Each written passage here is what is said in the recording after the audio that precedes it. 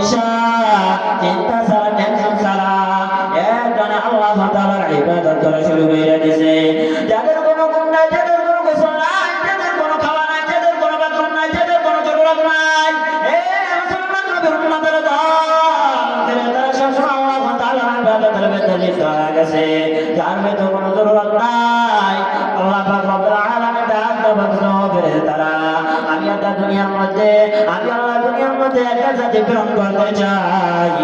ওই ক্বালা রাব্বুকা লিল মালাইকাতি ইন্নী জাইলুন ফিল আরদি খলিফা।